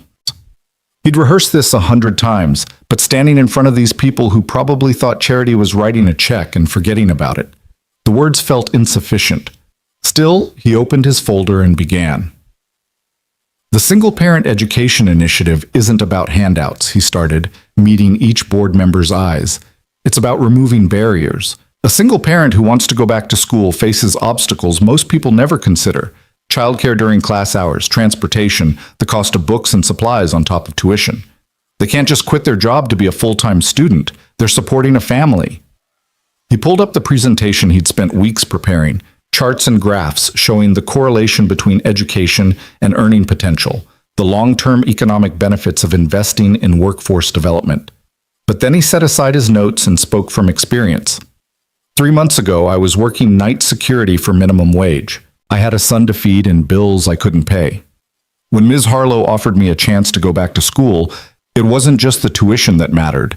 It was the flexibility to keep working, the childcare support, the understanding that I couldn't just drop everything to be a student. That's what this initiative provides. Not just money, but actual practical support for people who are trying to build better lives. One of the board members, an older man with silver hair and a sharp suit, leaned forward. "Mr. Cole, this is a substantial investment. What's the return?" Employees who are loyal because you invested in them. Workers with real-world experience and education. People who will remember that this company saw potential in them when no one else did. Evan paused. You want a return on investment? It's measured in lives changed, in kids who see their parents graduate, in communities that get stronger because people have opportunities. If you're looking for a profit margin, this isn't for you. But if you want to build something that matters, this is how you do it. The room was silent. Evan couldn't tell if he'd made his case or just alienated every person at the table. Then the silver-haired man smiled. "Ms. Harlow, you were right about him. He's got fire." He looked at Evan. "You've got my vote. Let's make this happen." One by one, the other board members nodded their approval. Grace caught Evan's eye across the table, and her expression said what words couldn't. Well done. The meeting wrapped up with logistics, funding amounts, application processes, oversight committees. Evan contributed where he could, but mostly he just tried to process that it was actually happening. They were going to help people with real struggles, people like him. When the board members finally filed out, Grace lingered. That was quite a speech. I just told them the truth. Sometimes that's the most powerful thing you can do. She gathered her papers. The first applications will open next month. We're expecting over 300 people to apply. I'll need you to help review them. You'll know who really needs this versus who's just looking for free money. Grace, I'm not qualified to... You're the most qualified person in this building. Her voice was firm. You've lived it. That's worth more than any HR degree. Evan wanted to argue, but he knew she was right. Besides, he'd learned over the past 3 months that sometimes the best thing you could do was trust that people saw something in you that you couldn't see yourself. Okay, he said. I'll do it. The scholarship fund launched on a Wednesday in late November with a press release that made the local news. Evan watched from his desk as reporters interviewed Grace as she spoke eloquently about second chances and investing in people, but she never mentioned him by name. He appreciated that. This wasn't about him being a feel-good story. It was about the program being real and sustainable. Applications flooded in immediately. Single mothers working 3 jobs to support their kids, single fathers trying to transition out of dead-end careers, people who'd been knocked down by life and were desperately reaching for a handhold to pull themselves back up. Evan read every application personally, even though it meant staying late most nights. Each story hit him differently. The woman whose husband had left her with 2 kids and no degree, the man who'd been laid off at 50 and was trying to retrain for a new field, the young parent who'd aged out of foster care and was fighting to build a life. He couldn't save them all. The fund had limits, but he could save some, and that had to be enough. Janet found him at his desk one evening well past closing time, surrounded by application folders. You're going to burn yourself out. There's so many of them, Evan said quietly. So many people who just need a chance. So you give chances to as many as you can, and you make sure the program runs well enough that it's still here next year to help more. Janet sat on the edge of his desk. You're doing good work, Evan, but you can't carry all of it yourself. I know, He stopped, unsure how to articulate the weight of knowing what these applications represented. When I read these, I see me 6 months ago. I see Liam. I see everyone I've ever known who was told they didn't matter. And now you get to tell them they do. But Evan, you matter too. Don't forget that while you're saving everyone else.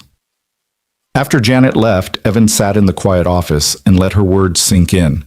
When had he started to believe he mattered? Not as a father or a worker or someone useful, but just as a person worthy of space in the world. Maybe it was the day Grace had shown up under that streetlight, sober and determined. Maybe it was when he'd stood in front of the board and spoke his truth. Or maybe it was happening gradually, one small moment at a time. Thanksgiving arrived with an invitation that surprised him. Grace called his desk directly, her voice uncertain in a way he'd rarely heard.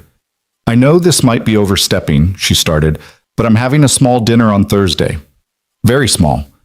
Just a few people from the office who don't have family nearby. Janet will be there, and Marcus from IT, and a couple others. I thought maybe you and Liam might want to come." Evan's first instinct was to decline. Thanksgiving was for family, and while he and Grace had become friends of a sort, there were still boundaries. But then he thought about Liam, who'd been asking about Ms. Harlow for weeks, and about the fact that their usual Thanksgiving was him and his son eating pizza while Mrs. Chen visited her nephew across town. "What time?" he asked. 2 o'clock. "And Evan, it's casual, no pressure.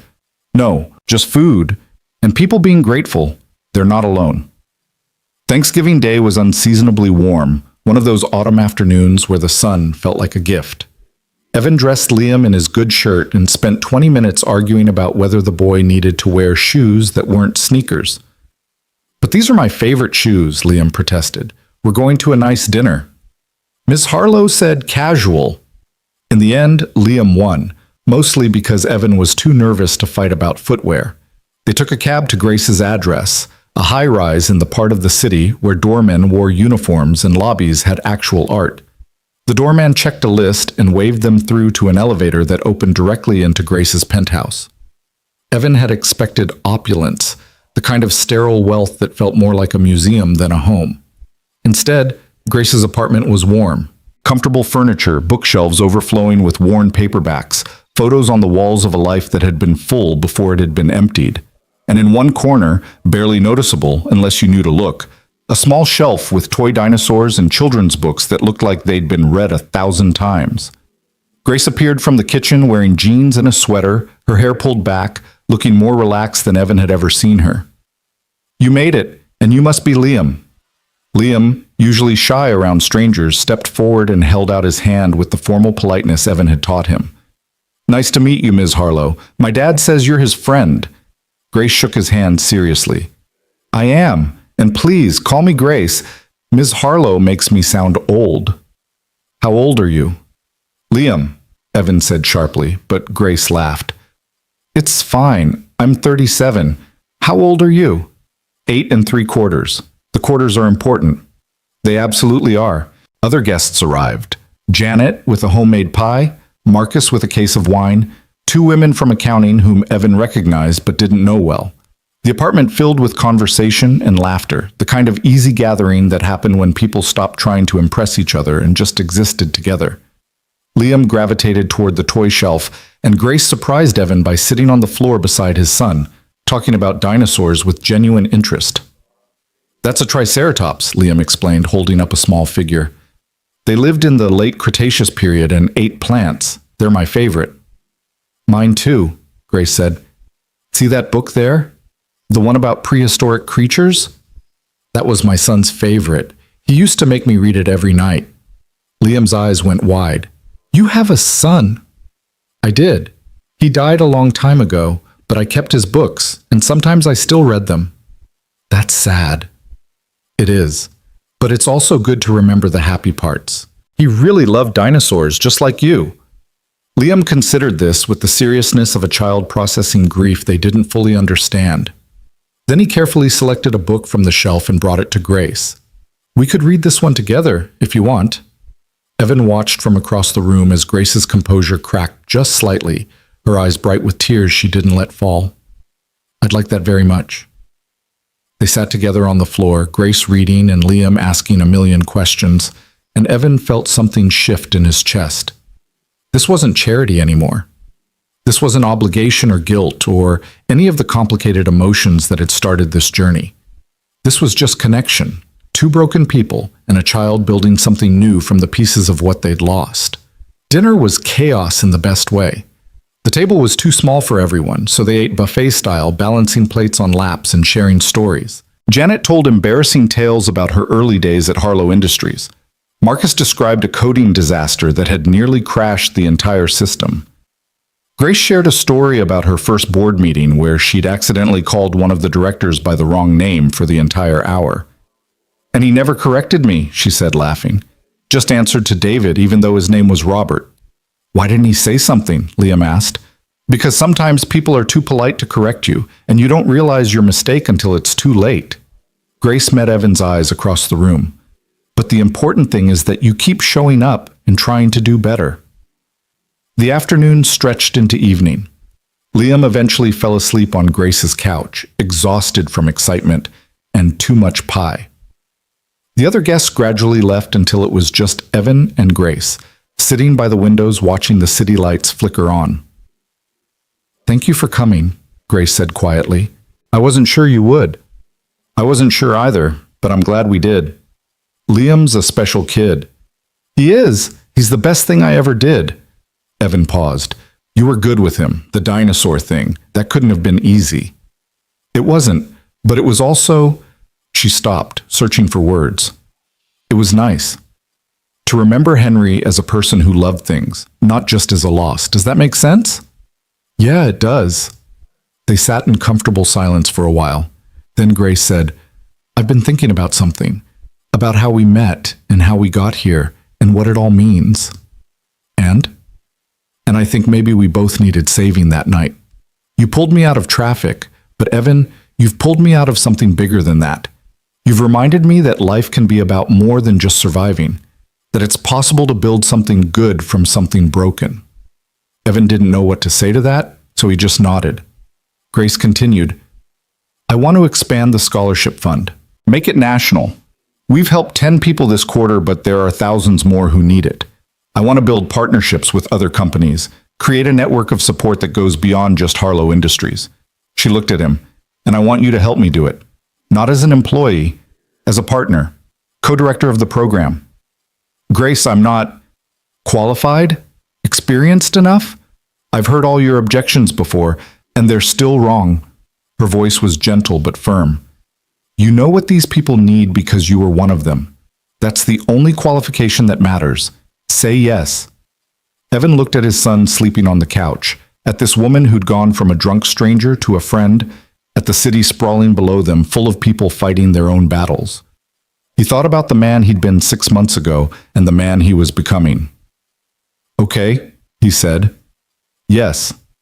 Grace's smile was radiant. Good. We start after the new year. But tonight, we celebrate what we've already built. She poured them each a small glass of wine, and they toasted to second chances and new beginnings and the strange, beautiful ways that lives could intersect and change each other. When Evan finally woke Liam and called a cab home, the boy was drowsy but happy. As they rode through the city streets, Liam leaned against his father and mumbled, I like Grace. She's nice. Yeah, buddy, she is. And she's not sad anymore. Not like she was at first. Evan blinked. What do you mean, at first? When we got there, she had sad eyes, like she was pretending to be happy but wasn't really. But then after we read the dinosaur book, her eyes got different. Liam yawned. Mrs. Chen says you can see someone's real feelings in their eyes. I think she's right. Out of the mouths of babes. Evan kissed the top of his son's head and held him close, grateful for this boy who saw the world with such clarity. The months that followed were a whirlwind. Evan's role expanded beyond operations into program development. He spent his days reviewing applications, coordinating with partner companies, and helping design support systems that actually worked for the people who needed them. Grace threw herself into fundraising, leveraging her connections and her story, carefully edited to remove the parts about drunk driving and storms, to build support for the initiative. By March, they'd helped 35 people go back to school. By June, that number doubled. Each success felt personal. The single mom who completed her nursing degree, the dad who retrained as an electrician, the young parent who was now on track to become a teacher. These weren't statistics. They were people whose lives had been fundamentally changed because someone had invested in them. Janet got promoted to VP of Operations and insisted Evan take over her old position. He protested that he wasn't ready, but she just laughed and told him he'd been ready since the day he'd exposed Sterling. Marcus moved to a senior developer role. Sandra Kim became his mentor, teaching him the political navigation required at the director level. Through it all, Grace was there. Not hovering, not micromanaging, but present. She started joining him and Liam for dinner once a month, usually at a diner Liam loved that served pancakes the size of his head. She came to Liam's school play, where he played a tree with exactly 2 lines and delivered them with Oscar-worthy conviction. She became Aunt Grace, the title given by Liam and accepted by Grace with visible emotion. In August, Evan moved into a real apartment, 2 bedrooms, a full kitchen, windows that didn't rattle in storms. Liam got his own room for the first time in his life, and he decorated it with glow-in-the-dark stars and dinosaur posters. Mrs. Chen came for dinner once a week, beaming with pride at what Evan had built. "Your Sarah would be so proud," she told him one evening, her hand warm on his arm. "I hope so," Evan said quietly. "She would. And she would be glad you found Grace. Not to replace her, but to remind you that your life didn't end when hers did." It was true. Somewhere along the way, Evan had stopped just existing and started living again. He laughed more. He dreamed about the future instead of just surviving the present. He'd built a life that felt like it had purpose beyond mere endurance. The anniversary of the storm came on a Tuesday. Evan almost didn't notice. He was busy with a presentation for a potential partner company until Grace appeared at his office door with 2 cups of coffee. "Walk with me?" she asked. They took the elevator down and walked through the city toward that intersection where everything had changed. The broken streetlight had been fixed months ago. The median where Evan had tackled Grace was just a median now, unremarkable and ordinary. But standing there, both of them remembered. "1 year," Grace said quietly, "1 year since you ran into traffic to save someone you didn't know." "Best worst decision I ever made," Evan said with a slight smile. "It saved my life." "It saved mine too." Grace looked at him, surprise flickering across her face. "How do you figure?" "I was drowning, Grace. I didn't see it because I was too busy treading water, but I was going under, working myself to death, barely keeping my kid fed, no hope for anything better. You didn't just give me a job, you gave me permission to want more, to believe I deserved more." He paused. "So yeah, you saved my life too." They stood there for a long moment, 2 people who'd been strangers and were now family, bound by that night and everything that had come after. Then Grace said, "I'm buying the diner." Evan blinked. "What?"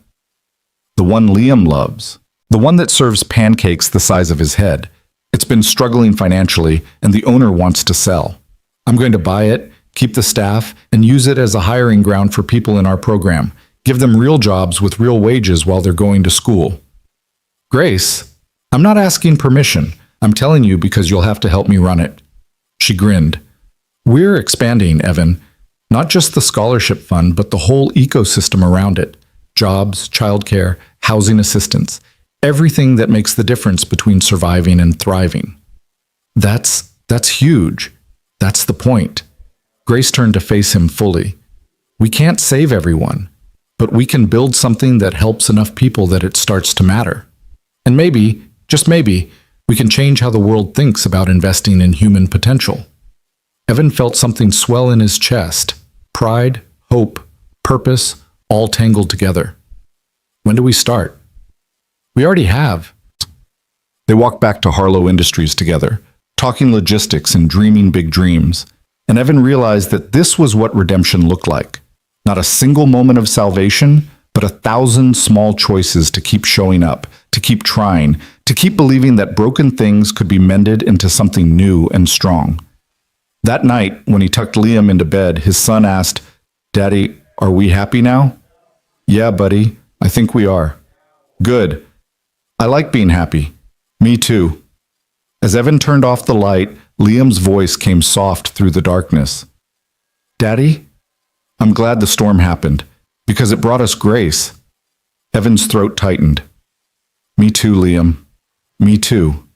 He closed the door and stood in the hallway of his real apartment with its solid walls and working heat, listening to the sounds of the city outside his window.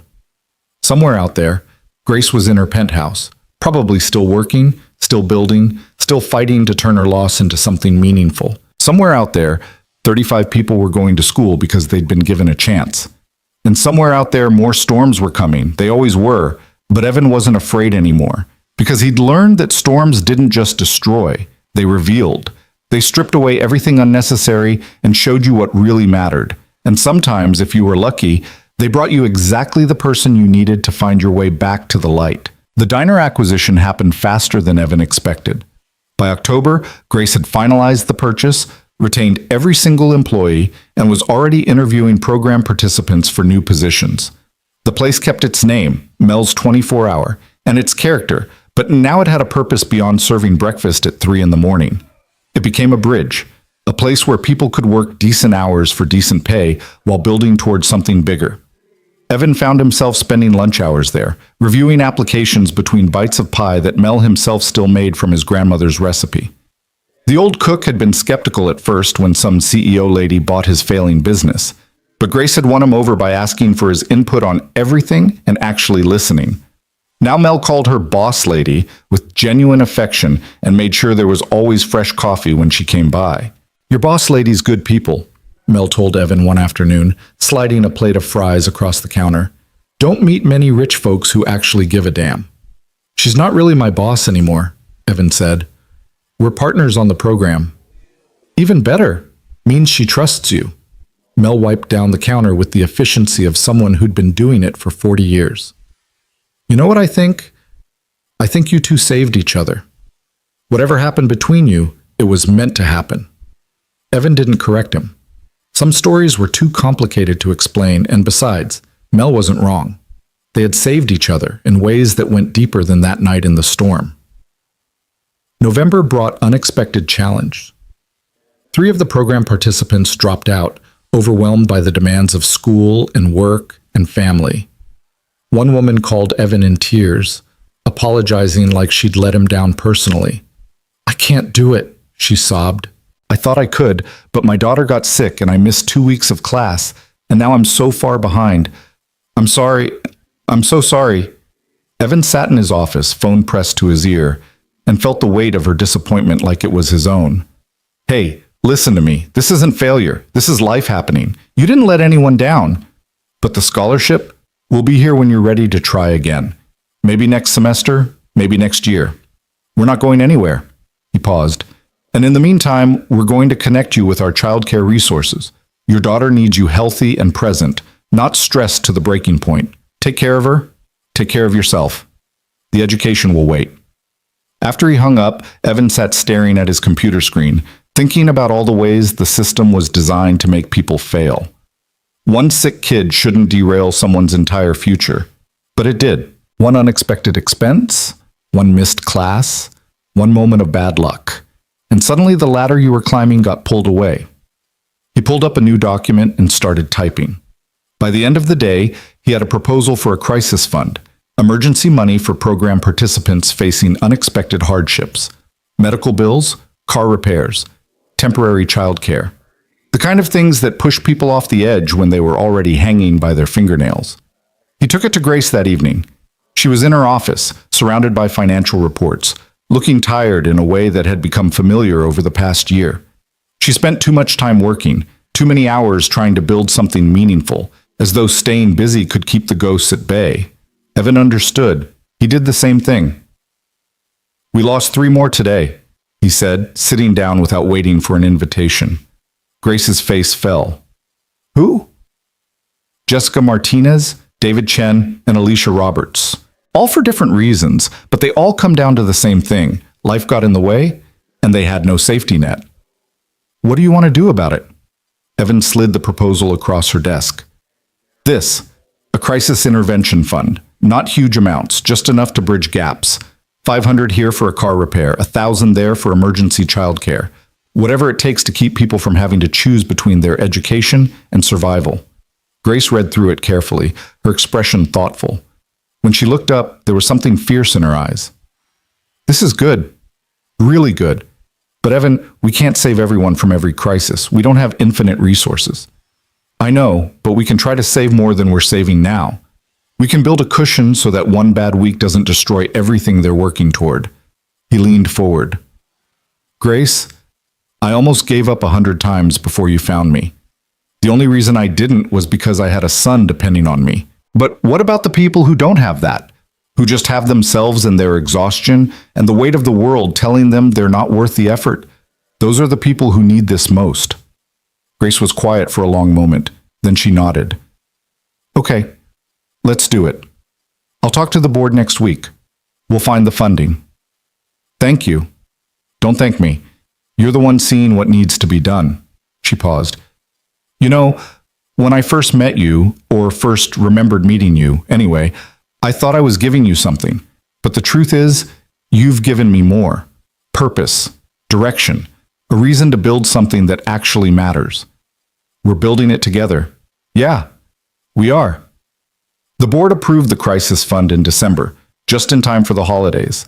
They launched it quietly, no press release, no fanfare, just a resource that appeared on the program website and in the information packets sent to participants. Within a week, they'd helped 5 people. Within a month, that number tripled. Jessica Martinez, the woman who'd called in tears, came back in January, her daughter healthy and her determination renewed. She walked into Evan's office with her head high and said, "I'm ready to try again, if you'll have me." "We never stopped having you," Evan told her. "Welcome back." The scholarship program crossed a major milestone in February. 100 participants served. Grace organized a small celebration at Mel's, inviting everyone who'd been part of the journey. The diner was packed with single parents, support staff, volunteers, and board members who'd taken a chance on a crazy idea. Mel made his famous chocolate cake, and someone brought champagne, and for a few hours the room was full of laughter and hope, and the kind of joy that came from knowing you'd done something real. Evan stood at the edge of the room, watching Liam teach Grace some complicated hand-clapping game that involved a lot of singing and even more giggling. His son had grown in the past year, taller, more confident, more secure in the knowledge that his life was stable. He had friends now. He joined the school chess club. He talked about wanting to be a paleontologist when he grew up, and Evan believed he actually could be. Janet appeared at his elbow with a glass of champagne. "You did good, Cole." "We did good. All of us."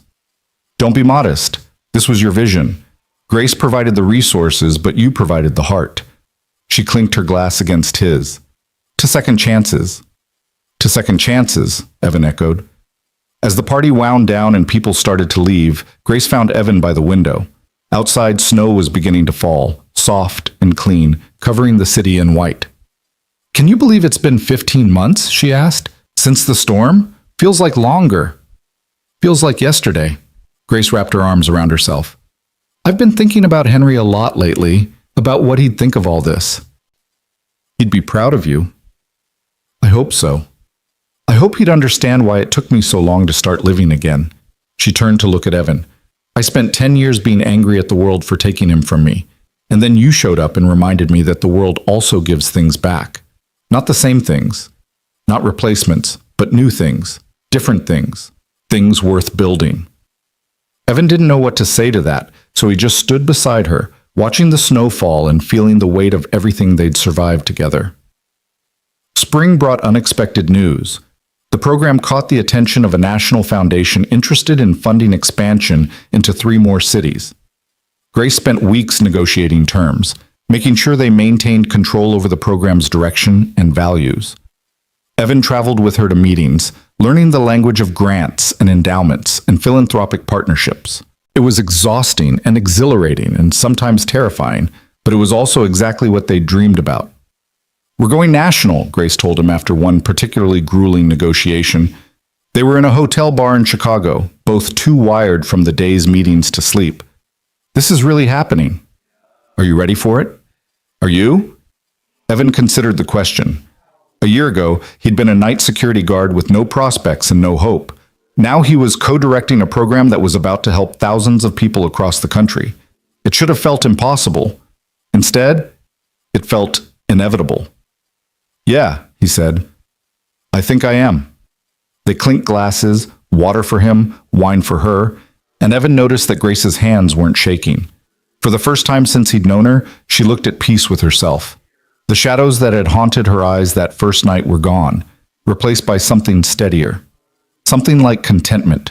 The national expansion launched in June with programs in Chicago, Atlanta, and Phoenix. Evan spent weeks training new coordinators, sharing everything he'd learned about what worked and what didn't. Grace hired a full-time operations director to handle the day-to-day logistics, which freed Evan up to focus on the human side. The stories, the struggles, the successes that couldn't be measured in spreadsheets. He started writing about the program, first just internal memos and then actual articles for nonprofit publications. His writing was raw and honest, filled with the kind of hard-earned wisdom that only came from living through hardship. One piece about the hidden costs of poverty that most people never considered went viral. Suddenly, Evan was getting interview requests, speaking invitations, people asking him to consult on their programs. "You're becoming famous," Liam said one evening, looking at his father's name in an online article. "That's so cool." I'm not famous, buddy. I just told some stories. But people are listening. That's what matters, right? The people hear the stories, and maybe they'll help other people like Grace helped us. Out of the mouths of babes. Evan pulled his son into a hug and thought about how much this boy had taught him about resilience and hope and seeing the good in the world, even when the world hadn't always been good to them. Summer brought change to Evan's personal life, too. He started dating, tentatively, awkwardly, like a man who'd forgotten how to be anything other than a father and a worker. Grace encouraged him, even set him up with a friend of hers, though that particular date had been a disaster of incompatible personalities and awkward silences. "I'm sorry," Grace said afterward, wincing. "I thought you two would hit it off." "It's okay. I'm not sure I'm ready anyway. Sarah wouldn't want you to be alone forever." "I'm not alone. I have Liam. I have you. I have this whole life we've built." You know what I mean. Evan did know, but the truth was he'd become comfortable in his life as it was, full of purpose and friendship and the quiet satisfaction of doing meaningful work. Romance felt like something from a different life, one he wasn't sure he wanted to return to. At least not yet. The one-year anniversary of his promotion came in September, and with it, another surprise. Janet called him into her office with a grin that meant trouble. Corporate wants to create a new position, VP of Social Impact, someone to oversee all of Harlow Industries' community programs and partnerships, someone who understands the work from the ground up. She leaned back in her chair. "They want you." Evan felt like the floor had dropped out from under him. "Janet, I'm not. If you say you're not qualified, I'm going to throw something at you. You've built a nationally recognized program from scratch. You've secured major foundation funding. You've become the face of corporate social responsibility done right. You're not just qualified, you're overqualified. Take the damn job." "What about the scholarship program?" "You'll still oversee it, just as part of a larger portfolio. We're expanding into affordable housing, job training, financial literacy, all the things that create real opportunity. And you're going to lead it." Evan thought about the night security guard he'd been, walking home through storms because he couldn't afford a bus pass. He thought about the man who'd carried a drunk stranger to safety without knowing it would change his life. He thought about every person who'd ever told him he wasn't worth investing in and how wrong they'd all been. "Okay," he said. "I'll do it." The promotion came with a salary that made Evan's head spin. It also came with an office on the executive floor right down the hall from Grace.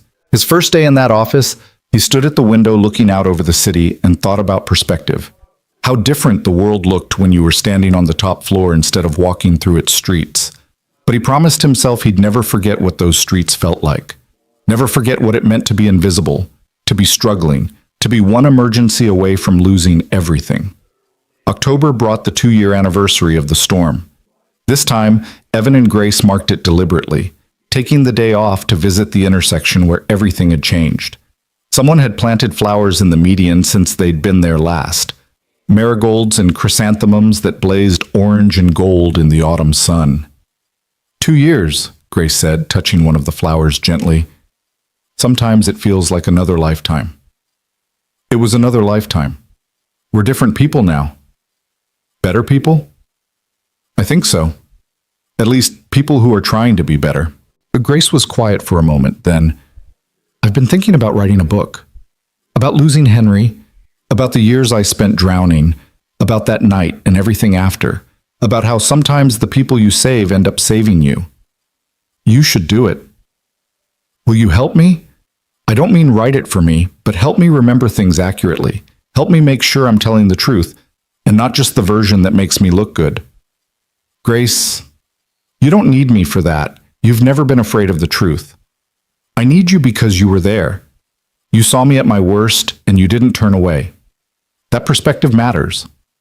So they started meeting once a week, usually at Mel's, where Grace would bring her laptop and Evan would bring his memories, and together they'd piece together a story about loss and redemption and the strange alchemy that turned strangers into family.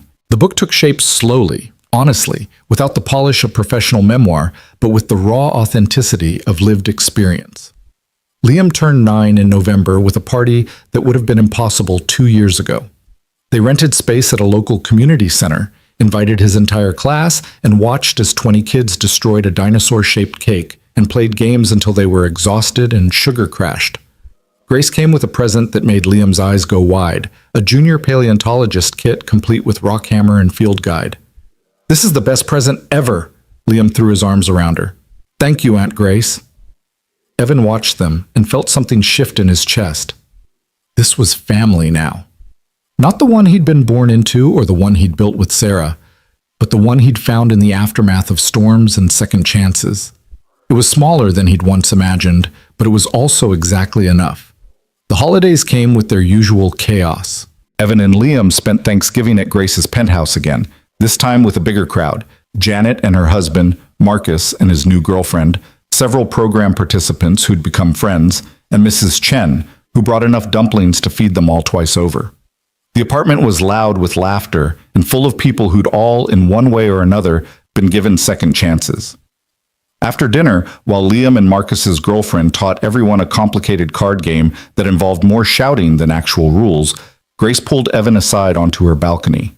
The city stretched below them, lights twinkling like stars brought down to earth.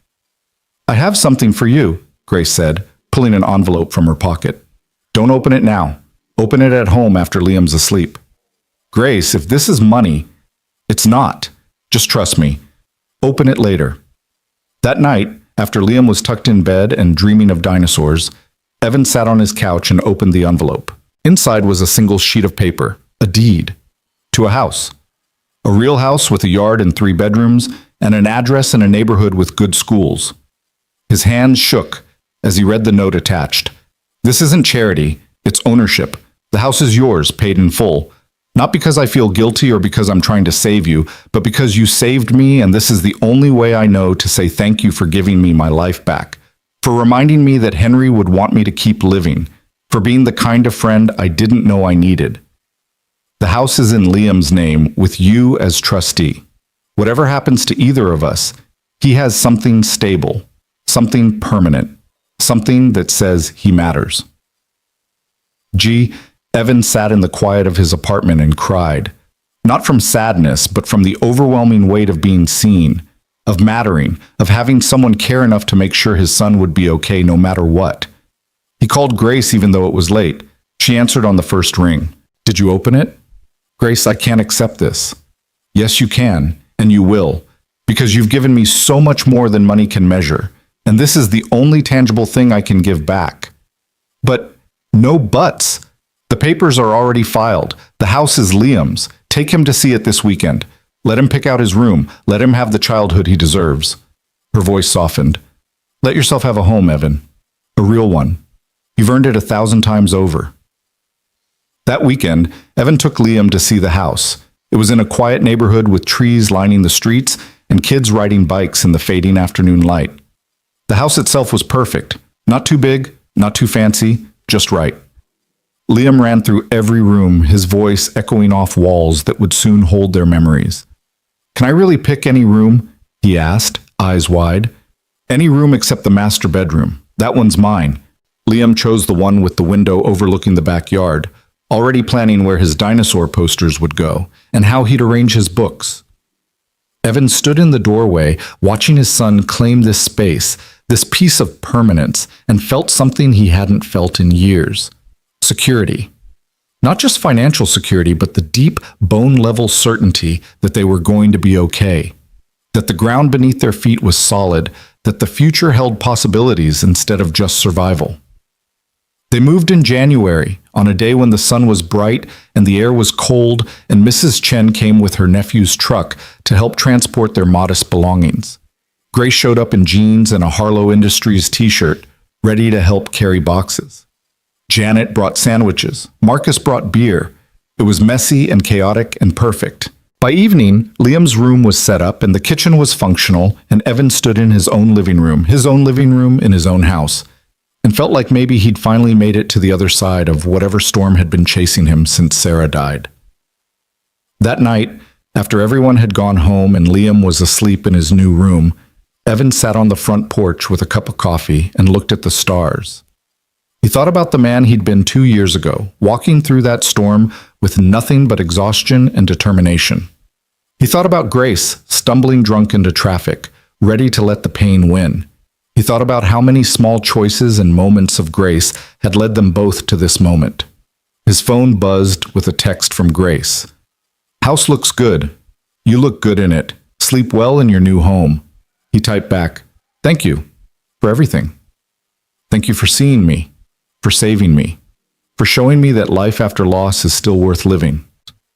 Evan smiled and set his phone aside, breathing in the cold night air and feeling the weight of 2 years of transformation settle into his bones.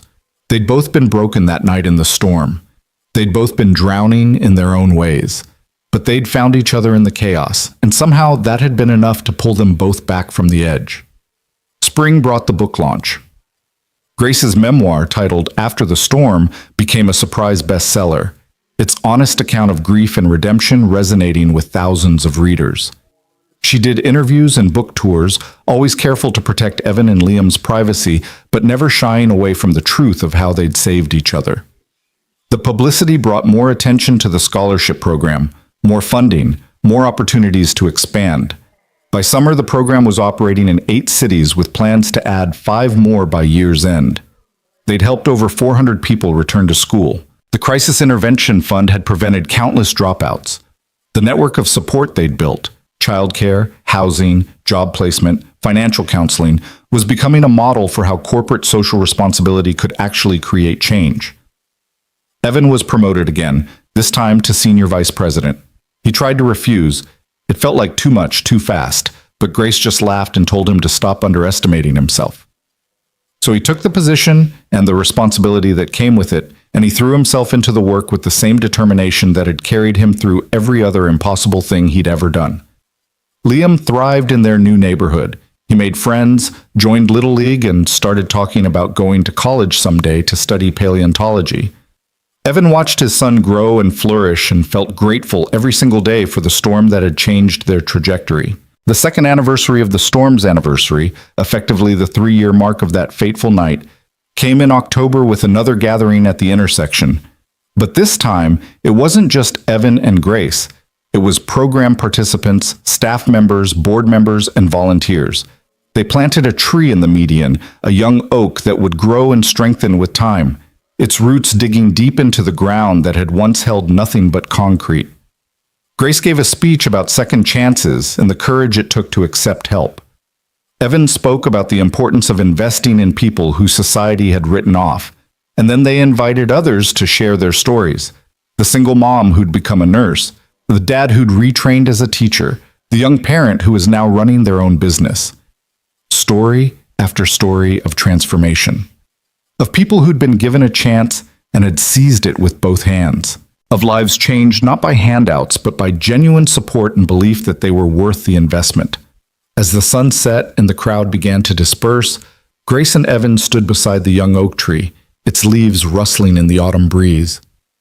"You know what I realized?" Grace said quietly. "That night wasn't about you saving me.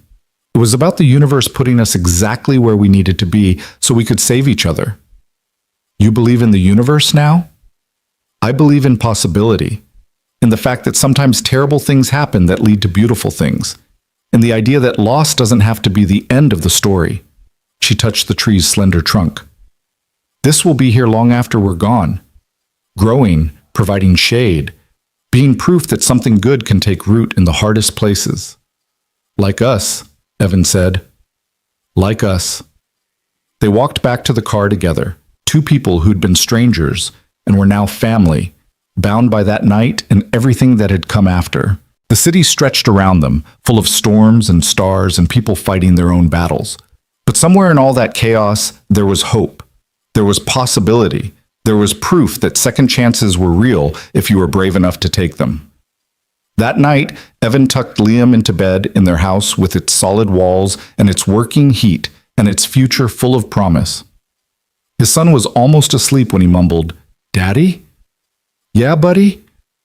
I'm glad about the storm. I know that's weird, but I am. Because it brought us here." Evan kissed his son's forehead. "Me too, Liam. Me too."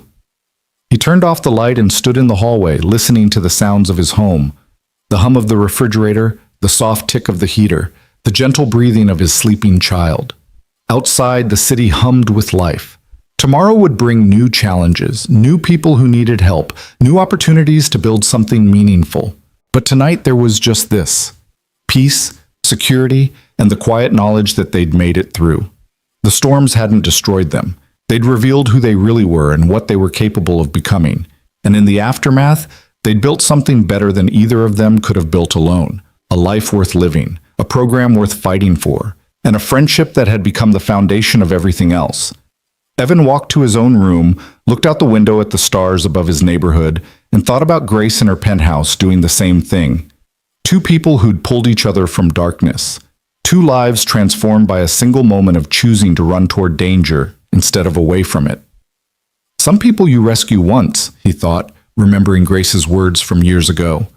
Others you rescue forever, and sometimes the person you pull from the rain is the one who teaches you how to live again. Tomorrow, they'd keep building. They'd help more people, plant more trees, create more opportunities for second chances. But tonight, Evan let himself simply exist in the gratitude of having survived, having thrived, having found meaning in the wreckage. The storm had passed, the sun had risen, and in the golden light of everything they'd built together, Evan Cole finally understood what it meant to be home.